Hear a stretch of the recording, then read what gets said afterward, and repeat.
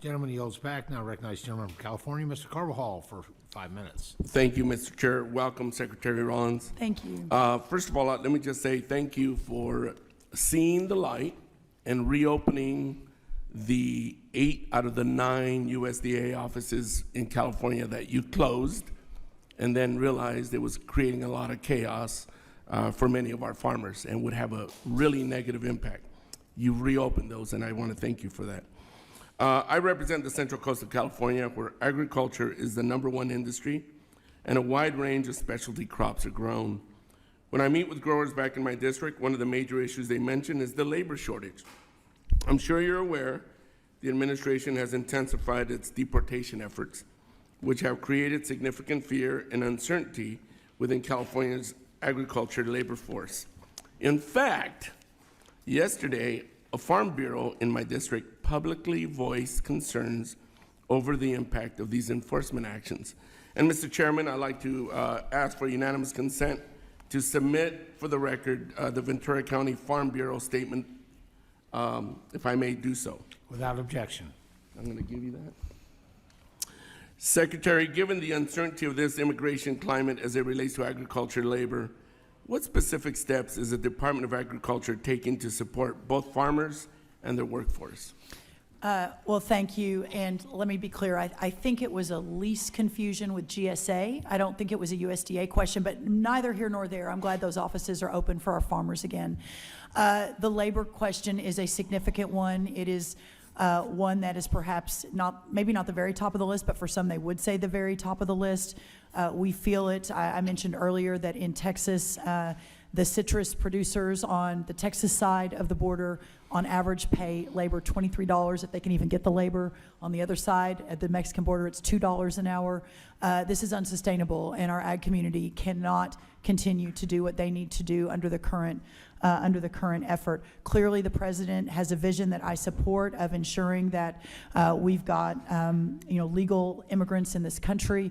But he also recognizes, I spoke with him this morning and yesterday, the shortages in the labor market, especially in the agriculture community. On April the 10th, at our second or third cabinet meeting, he spoke in front of the cameras on this and said to Lori Chavez DeRimmer, also herself from a farming background from Oregon, but also California farming roots, our labor secretary, in concert and partnership with this committee and Congress, we have to fix the H-2A program and ensure that we can make certain that these producers have the labor that they need to feed not only America but the world. Thank you. Well, they're creating a lot of fear and uncertainty, and a lot of this limited workforce is quite frankly not showing up to harvest our farms. Just yesterday, we had some immigration raids on some of the farms that are within my district, thus the statement that I just submitted.